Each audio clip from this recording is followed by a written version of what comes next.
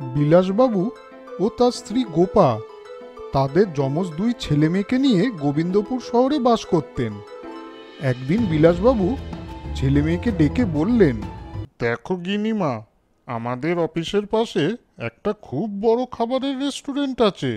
অফিসের বন্ধুরা বলে নাকি ওই রেস্টুরেন্টের খাবার খুব উন্নত মানের আর খুব টেস্টি।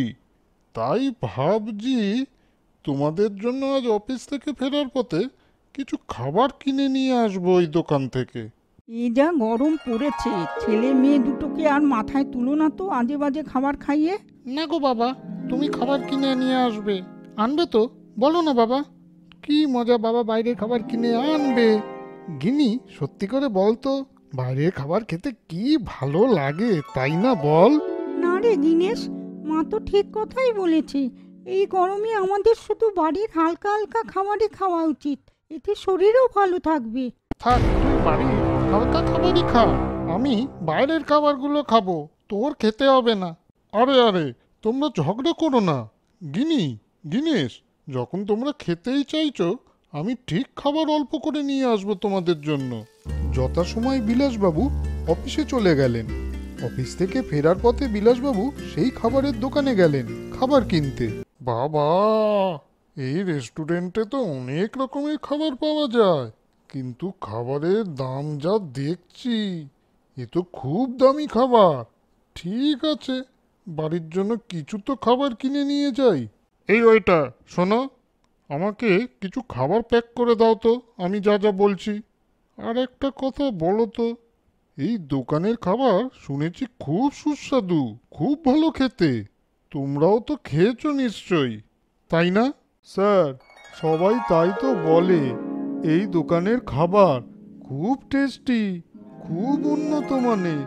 কিন্তু স্যার, আমি কোনোদিন খাইনি, তাই আমি ঠিক বলতে পারবো না স্যার। কি বলছো?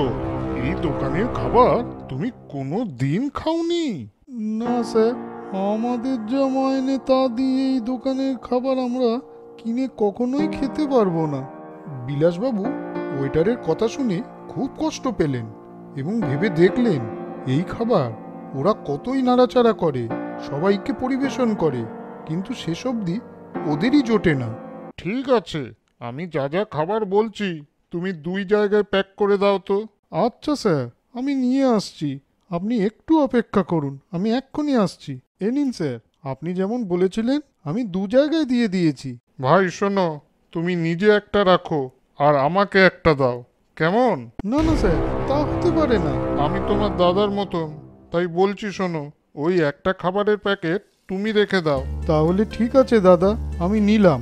আপনি সত্যিই আমার দাদার মতন। এরপর বিলাসবাবু খাবার নিয়ে বাড়ি ফিরে এলেন। গিনি, গিনেশ, এই নাও তোমাদের খাবার। বিলাসবাবু তার দোকানের পুরো ঘটনা বাড়ি ফিরে সবাইকে খুলে বললেন। সবাই এক মনে সেই কথাগুলো শুনল। খুব ভালো করেছো বাবা, আমি সামনে থাকলে তাই করতাম। তুই কি মনে করিস আমিও বাবার মতনই কাজ করতাম? গিনি, গিনেশ, এইভাবে বড় মনের মানুষ তোমরাও যেন হও। জীবনের চলার পথ তবেই তো উজ্জ্বল হবে।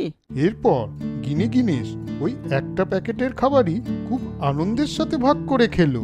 এই তো চাই, সাবাস। তাহলে দেখলে তো বন্ধুরা, কখনো কখনো নিজের কথা না ভেবেও অন্যের দুঃখে সামিল হওয়া উচিত, তবেই জীবনের আসল আনন্দ উপভোগ করা যায়। বন্ধুরা, গল্পটা তোমাদের কেমন লাগলো? যদি ভালো লাগে তাহলে শেয়ার, কমেন্ট, লাইক করো। আর সাবস্ক্রাইব এবং বেল আইকন প্রেস করতে ভুলো না কিন্তু। আজ চলি বন্ধুরা, পরে আবার দেখা হবে। তোমরা ভালো মতন থেকো কিন্তু।